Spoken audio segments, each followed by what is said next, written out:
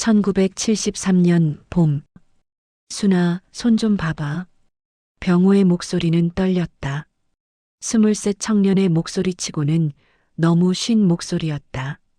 광산 막장에서 석탄 가루를 들이마시며 만들어진 목소리. 순이는 천천히 손을 내밀었다. 병호는 그 손에 작은 상자를 올려놓았다. 이게 뭐예요? 열어봐. 상자 안에는 은반지 하나.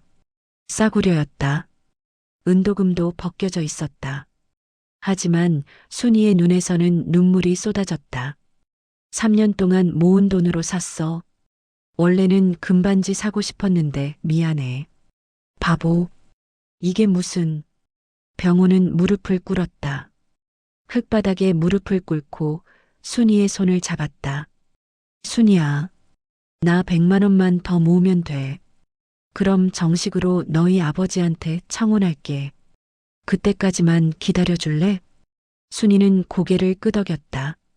하지만 가슴 한구석이 불안했다. 병호 오빠, 우리 그냥 지금 도망가요. 돈 없어도 괜찮아요. 같이 있으면 되잖아요. 안 돼. 나는 떳떳하게 하고 싶어. 너를 당당하게 데려가고 싶어. 병호는 순이의 손가락에 반지를 끼워줬다. 조금 컸다. 순이의 손은 병호가 생각했던 것보다 더 가늘었다. 이거 끼고 날 기다려. 내가 꼭 돌아올게.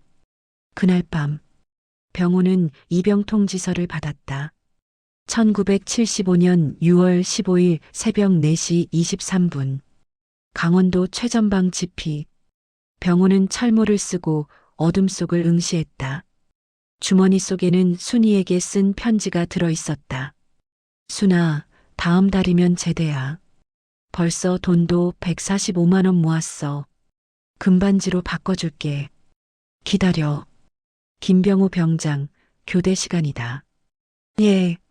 병호가 초소를 나섰다. 그리고 세 걸음을 걸었다. 쾅. 세상이 하얗게 변했다. 귀가 먹먹했다. 시야가 흐려졌다.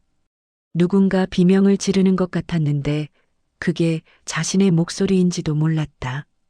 순이. 정신을 잃기 직전 병호의 머릿속에는 오직 한 사람만 있었다. 1975년 6월 20일. 병호가 눈을 떴다.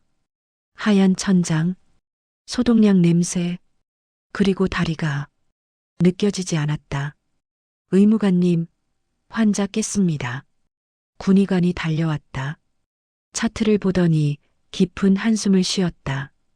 김병호 병장, 지금 내 말 들리나? 예. 그런데 다리가 왜 안 느껴지죠? 군의관은 침묵했다. 그 침묵이 모든 걸 말해주고 있었다. 질의 파편이 척추를 관통했습니다. 수술은 했지만 살릴 수 있죠?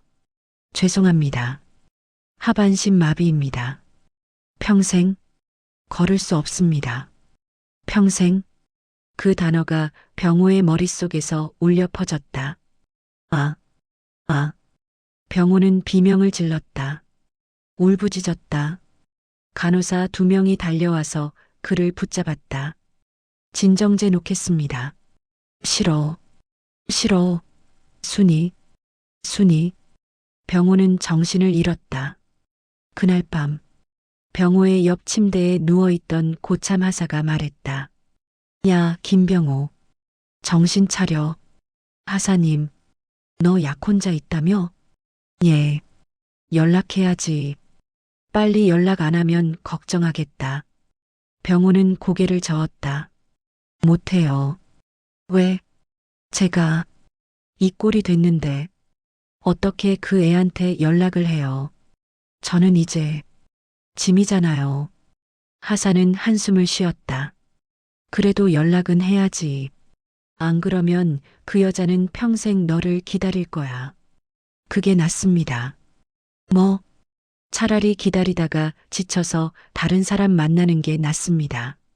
제가 이런 몸이 됐다는 걸 알면 그 애가 평생 저를 떠나지 못할 것 같아서요. 그건 너무 잔인한 것 같아요. 병호는 눈물을 흘렸다. 하사님, 부탁 하나만 드려도 될까요? 말해봐. 순이한테 제가 다른 여자랑 결혼했다고 거짓말 좀 해주세요. 그래야 그 애가 저를 잊고 다른 사람 만날 수 있을 것 같아서요. 야, 진심이냐? 진심입니다. 제발 부탁드립니다. 하사는 병호의 얼굴을 한참 바라보다가 고개를 끄덕였다. 알았다. 내가 처리해 주마. 1975년 8월 순이는 매일 우체국으로 달려갔다. 병호의 편지를 기다렸다. 하지만 편지는 오지 않았다. 한 달이 지났다. 두 달이 지났다. 아버지, 병호 오빠가 편지를 안 보내요. 병든 아버지는 침대에 누워 기침을 했다. 순아, 그 사람, 마음이 변한 것 같구나. 아니에요. 병호 오빠는 그런 사람 아니에요. 그럼 왜 연락이 없겠니? 순이는 울먹이며 병호의 부대로 전화를 걸었다.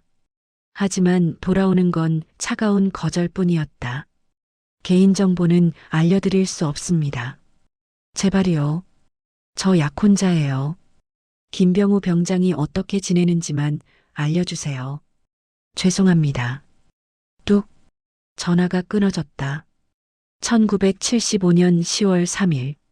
순이는 밭에서 일을 하고 있었다. 아버지 약값을 벌기 위해 남의 밭을 빌려 채소를 키우고 있었다. 순이야. 마을 이장이 헐레벌떡 뛰어왔다. 이장님? 순이야. 이거 봐라. 이장은 신문 한 장을 내밀었다. 손이 떨리고 있었다. 순이는 신문을 받아들었다. 그리고 눈을 의심했다. 재벌 2세, 정경 약혼. 사진 속에는 양복을 입은 남자가 서 있었다. 얼굴은 보이지 않았다. 하지만 그 뒷모습이, 그 어깨가 병호를 닮았다. 아니, 닮은 게 아니었다. 순이는 알 수 있었다. 저 왼쪽 어깨가 살짝 처진 것. 저 서 있는 자세. 저건, 이장님, 이거 장난이죠? 그렇죠? 나도 믿고 싶지 않았다. 하지만 병호 어머니한테 확인해 봤어. 병호가 서울에서 재벌집 딸이랑 약혼했다더라. 천둥 소리가 들렸다. 아니, 천둥이 아니었다. 순이의 귓속에서 울리는 소리였다. 거짓말이에요. 신문이 순이의 손에서 떨어졌다. 거짓말. 이에요. 순이는 그 자리에 주저앉았다. 손가락의 은반지가 햇빛에 반짝였다. 그날 밤, 순이는 은반지를 빼려고 했다. 하지만 빠지지 않았다. 3년 동안 끼고 있어서 손가락이 반지 모양으로 변해버렸다. 빠져. 제발 빠져. 순이는 비누를 바르고 기름을 바르고 온갖 방법을 동원했다. 하지만 반지는 빠지지 않았다. 아? 순이는 웃었다. 미친 사람처럼 웃었다. 반지도 날 놓아주지 않네. 그리고 울었다. 밤새도록 울었다. 그 신문 기사는 조작이었다. 병호의 전우가 신문사 지인에게 부탁해서 만든 가짜 기사였다. 사진 속 남자도 병호가 아니었다. 그냥 뒷모습이 비슷한 사람을 찾아서 찍은 것이었다. 하지만 순이는 그걸 알 수 없었다. 1980년. 순이 씨, 저랑 결혼해 주세요. 마을 총각 하나가 순이에게 청혼했다. 멀쩡한 청년이었다. 농사도 잘 짓고 성격도 좋았다. 죄송해요. 왜요? 저 뭐 잘못한 거 있나요? 아니에요. 당신 잘못 없어요. 그냥 제가 다른 사람을 사랑하거든요. 그 사람 결혼했잖아요. 신문에도 났고. 알아요. 그런데도 네. 그래도요. 청년은 한숨을 쉬고 돌아갔다. 1995년 순이의 아버지가 돌아가셨다. 순아, 미안하구나. 내 인생을 다 허비하게 해서 아니에요, 아버지. 전 괜찮아요. 순아, 이제라도 다른 사람 만나라. 걱정 마세요. 저 행복해요. 아버지는 눈을 감았다. 장례식 날 마을 사람들이 수군거렸다. 저 여자 이제 40이 넘었는데 아직도 혼자네. 그 남자가 결혼했다는데 왜 저러고 있는 거야? 바보 아냐? 평생을 허비하고 있어. 순이는 그 말들을 들었지만 아무 말도 하지 않았다. 2010년 순이는 서울대학병원에 갔다. 가슴이 너무 아파서 심장이 많이 약해지셨네요. 얼마나 살 수 있나요? 글쎄요. 관리 잘하시면 10년은 더 사실 수 있을 겁니다. 하지만 언제 갑자기 멈출지는 아무도 모릅니다. 그렇군요. 순이는 병원을 나오며 하늘을 올려다봤다. 10년. 그동안 병우 오빠를 한 번만 더 볼 수 있을까? 2024년 9월. 순이는 TV 인터뷰 제안을 받았다. 할머니, 100세 시대, 그들의 이야기라는 프로그램인데요. 평생 혼자 사신 분들의 이야기를 다루고 있습니다. 제가 나가야 할 이유가 있나요? 할머니 이야기가 감동적일 것 같아서요. 혹시 기다리는 분이 있으세요? 순이는 잠시 망설이다가 고개를 끄덕였다. 네, 있어요. 지금도요? 지금도요. PD는 놀랐다. 혹시 그분이 이 방송을 보실 수도 있지 않을까요? 순이의 눈이 반짝였다. 그럴까요? 그럼 좋겠네요. 2024년 10월 15일. 방송이 나갔다. 화면 속에서 순이는 국화꽃에 물을 주고 있었다. 할머니, 평생 혼자 사셨다고요? 네. 외롭지 않으세요? 외로워요. 하지만 기다리는 사람이 있으면 외로움도 견딜만해요. 아직도 그분을 기다리세요? 순이는 웃었다. 주름진 얼굴에 미소가 번졌다. 이제는 만날 수 없겠죠. 그분은 행복하게 사셨을 거예요. 저는 그것만으로도 충분해요.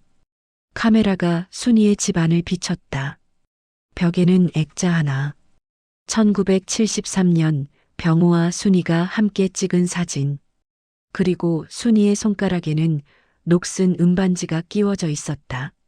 할머니, 그 반지 50년 동안 빼지 않으셨다고요? 네. 이제 안 빠져요. 손가락이랑 하나가 됐거든요. 순이는 반지를 쓰다듬었다. 이게 유일하게 남은 거예요. 그 사람이 준 유일한 선물. 2024년 10월 15일 밤 9시. 요양병원 복도. 병호는 휠체어를 타고 복도를 지나가고 있었다. 76. 반평생을 휠체어에서 보낸 노인. 복도 TV에서 뉴스가 나오고 있었다. 다음은 100세 시대, 그들의 이야기 코너입니다. 병호는 그냥 지나가려다가 멈췄다. 화면 속에 하얀 머리의 노파가 나왔다. 국화꽃에 물을 주고 있었다. 병호의 심장이 멎었다. 순이, 평생 혼자 사셨다고요? 네. 기다리는 사람이 있었거든요. 병호의 심장이 미친 듯이 뛰었다. 지금도 기다리세요? 이제는 만날 수 없겠죠. 그래도 괜찮아요. 그 사람이 행복하게 살았으면 좋겠어요. 카메라가 액자를 비췄다. 1973년. 병우와 순이의 사진. 그리고 순이의 손가락에 끼워진 녹슨 은반지. 병우가 준 그 반지. 안 돼. 안 돼. 병우는 휠체어를 돌려 자기 방으로 달려갔다. 할머니, 할머니. 간호사가 놀라서 달려왔다. 어르신, 왜 그러세요? 전화 좀 빌려주세요. 누구한테 전화하시게요? 방송국이요. 저 방송국. 병호는 떨리는 손으로 방송국 번호를 찾았다. 그리고 전화를 걸었다. 여보세요. 아까 나온 김순이 할머니요. 그분 연락처 좀 알 수 있을까요? 죄송합니다. 개인정보는 제발요. 저 약혼자예요. 50년 전 약혼자. 죄송합니다. 규정상 전화가 끊어졌다. 아, 안 돼. 병호는 주저앉아 울었다. 다음 날 병호는 요양보호사에게 부탁했다. 저를 전남 고흥으로 데려다 주세요. 고흥이요? 거기 너무 먼데요. 제발, 이게 제 마지막 부탁입니다. 하지만 어르신 몸 상태가 좋습니다. 돈 드릴게요. 제 통장에 있는 돈 다 드릴게요. 요양보호사는 병호의 눈을 봤다. 그 눈에는 절박함이 가득했다. 알겠습니다. 모레 출발하죠. 2024년 10월 18일. 병호는 휠체어에 몸을 싣고 순이의 집 앞에 도착했다. 낡은 시골집. 대문 앞에는 국화꽃이 피어 있었다. TV에서 본 바로 그 꽃. 그리고 그곳에 하얀 머리의 노파가 물을 주고 있었다. 병호의 입술이 떨렸다. 순이. 노파가 천천히 고개를 돌렸다. 얼굴은 주름투성이었다. 눈은 흐려져 있었다. 누구세요? 나야. 병호. 순이는 물뿌리개를 떨어뜨렸다. 뭐라고요? 김병호. 병호야. 순이는 천천히 다가왔다. 떨리는 손으로 병호의 얼굴을 만졌다. 목소리가 오빠 목소리 같은데. 하지만 오빠는 재벌집 딸이랑 결혼했다고? 그거 다 거짓말이었어. 순이의 손이 멎었다. 거짓말? 응. 나는 장애인이 됐어. 군대에서 사고가 나서. 병호는 휠체어를 가리켰다. 하반신 마비. 평생 못 걷는 몸이 됐어. 그래서 연락을 못했어. 너한테 짐이 되고 싶지 않았어. 찰싹? 순이의 손이 병호의 뺨을 때렸다. 바보 같은 사람. 미안해. 찰싹? 또 때렸다. 50년을 기다렸어요. 찰싹? 세 번째로 때렸다. 하지만 이번엔 힘이 없었다. 왜 혼자 결정했어요? 왜 나한테 물어보지도 않았어요? 순이는 주저앉아 울었다. 병호도 울었다. 미안해. 정말 미안해. 나는 그게 최선이라고 생각했어. 바보. 두 사람은 그렇게 한참을 울었다. 그날 저녁, 순이는 병호에게 저녁을 차려줬다. 맛없어도 참아요. 눈도 잘 안 보이고 손도 떨려서. 아냐. 세상에서 제일 맛있어. 병호는 숟가락을 들다가 순이의 손을 봤다. 손가락에 끼워진 녹슨 은반지. 그거 아직도 끼고 있었어? 빼려고 했어요. 근데 안 빠지더라고요. 손가락이랑 하나가 돼버렸어요. 순이는 웃었다. 이것만은 저를 버리지 않았어요. 병호는 순이의 손을 잡았다. 순아, 오빠, 다시 시작할 수 있을까? 너무 늦었지만. 순이는 고개를 저었다. 아니에요. 안 늦었어요. 하지만 나는 오빠가 휠체어에 있든 침대에 누워 있든 상관없어요. 그냥 옆에 있으면 돼요. 두 사람은 손을 잡고 웃었다. 그날 밤 순이는 자기 방으로 들어가며 말했다. 병호 오빠, 오늘 정말 행복했어요. 나도. 내일 아침에 봐요. 맛있는 미역국 끓여줄게요. 응, 잘 자. 순이는 방문을 닫았다. 병호는 거실 소파에 누워 천장을 바라봤다. 내일부터 어떻게 살아야 하지? 순이랑 진짜 다시 시작할 수 있을까? 그는 행복했다. 50년 만에 느끼는 행복이었다. 새벽 5시, 병호는 이상한 느낌에 잠에서 깼다. 너무 조용했다. 순아? 대답이 없었다. 순이야? 병호는 불안한 마음에 휠체어를 굴려 순이의 방으로 갔다. 순아, 자는 거야? 방문을 열었다. 순이는 침대에 누워 있었다. 편안한 얼굴로 마치 잠든 것처럼. 하지만 가슴이 움직이지 않았다. 순아? 병호는 다가가 순이의 손을 잡았다. 차갑다. 순아? 순아? 대답이 없었다. 순이, 일어나. 미역국 끓여준다며. 순아. 병호는 순이를 흔들었다. 하지만 순이는 눈을 뜨지 않았다. 안 돼. 안 돼. 제발. 병호는 119에 전화를 걸었다. 구급차가 왔다. 하지만 이미 늦었다. 사망 시각 새벽 3시 30분 추정입니다. 뭐라고요? 조용히 돌아가셨습니다. 고통은 없으셨을 겁니다. 병호는 주저앉았다. 어제 그렇게 웃었는데.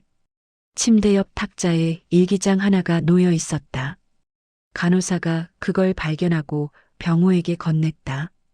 어르신, 이거 김순희의 일기. 2024년 10월 18일. 오늘 병호 오빠를 만났다. 50년을 기다렸다. 사실은 진작에 알고 있었다. 재벌집과 결혼했다는 게 거짓말이라는 걸. 20년 전 우연히 서울에서 오빠를 봤다. 휠체어를 타고 있는 오빠를. 하지만 다가가지 못했다. 오빠가 나를 피하고 싶어 한다는 걸 알았으니까. 그래서 기다렸다. 오빠가 마음을 정리하고 스스로 나를 찾아올 때까지. 10년 전 의사 선생님이 말했다. 심장이 약해서 언제 멈출지 모른다고. 하루하루가 기적이라고. 그래서 더 기다렸다. TV 방송에도 나갔다. 혹시 오빠가 볼까 싶어서. 그리고 오늘 기적이 일어났다. 오빠가 나를 찾아왔다. 오빠의 손을 잡았다. 오빠의 목소리를 들었다. 오빠가 미안하다고 했다. 나는 행복했다. 이제는 눈을 감아도 괜찮다. 평생 사랑한 사람을 다시 만났으니까. 병우 오빠, 미안해요. 내일 미역국 못 끓여줘서. 하지만 후회 없어요. 오빠 얼굴 보고, 오빠 목소리 듣고, 오빠 손잡고, 그것만으로 충분해요. 사랑했어요, 병우 오빠. 다음 생에서는 꼭 오빠 손잡고 걸어보고 싶어요. 아, 그리고 마지막 페이지가 있었다. 병우는 떨리는 손으로 넘겼다. 병우 오빠에게. 오빠가 이 일기를 읽고 있다면 내가 먼저 간 거겠죠. 놀랐죠? 미안해요. 하지만 이게 최선이었어요. 사실 오늘 저녁 가슴이 너무 아팠어요.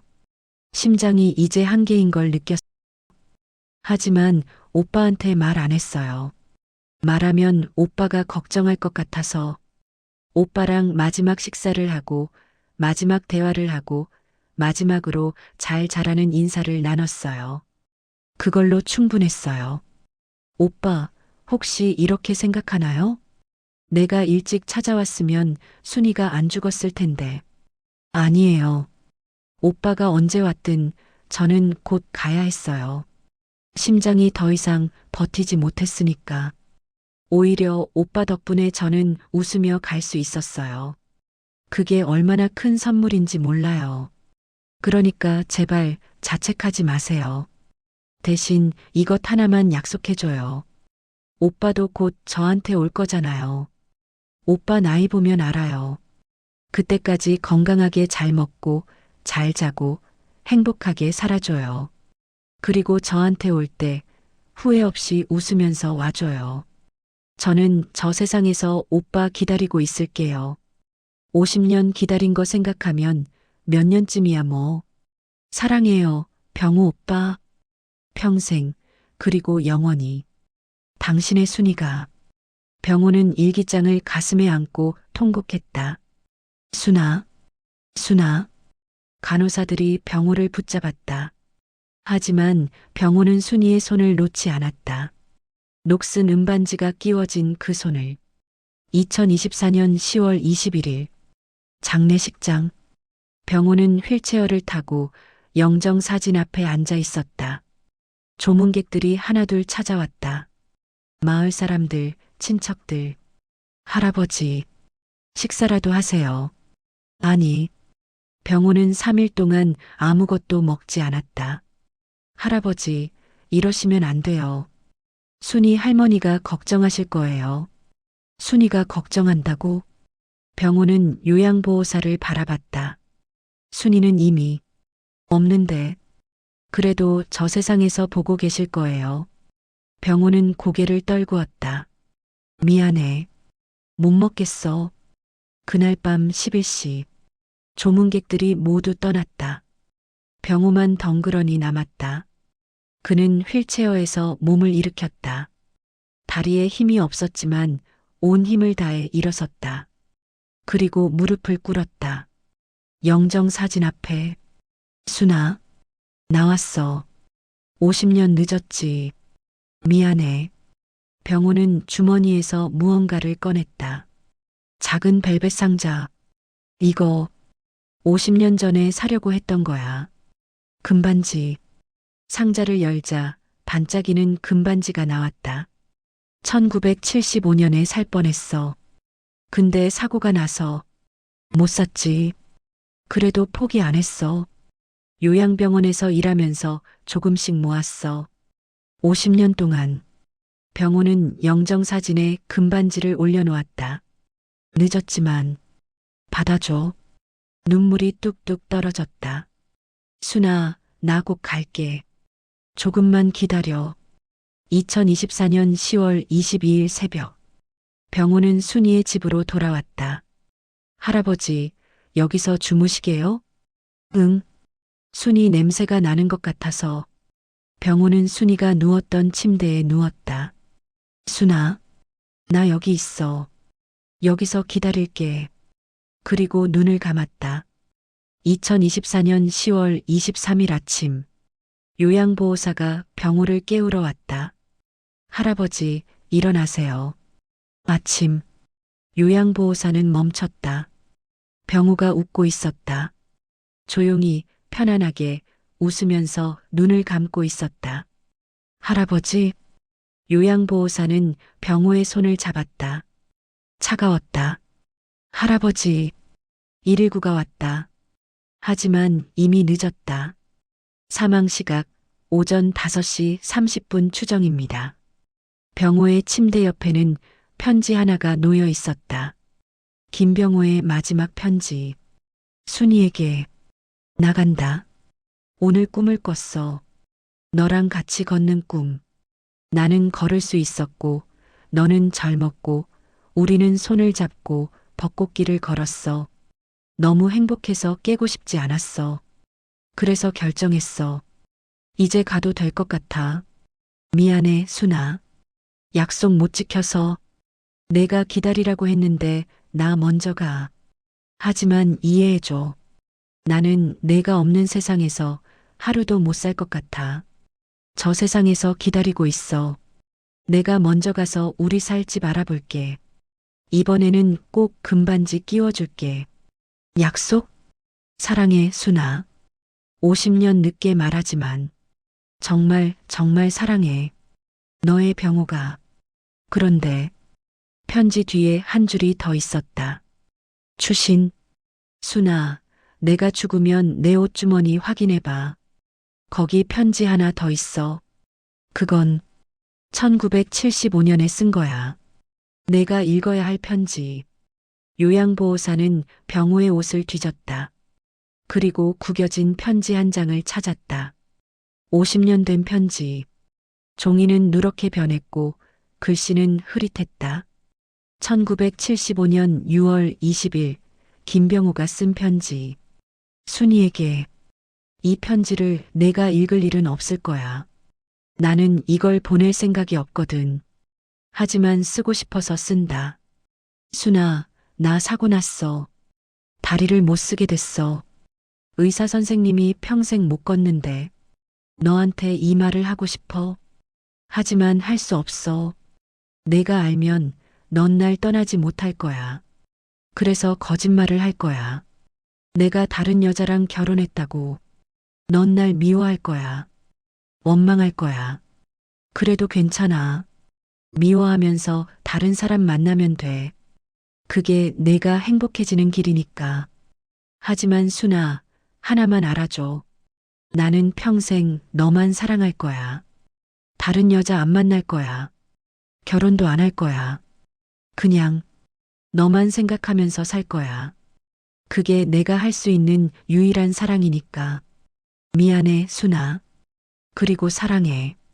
내가 이 편지를 읽을 일은 절대 없겠지만, 그래도 남기고 싶어서 쓴다.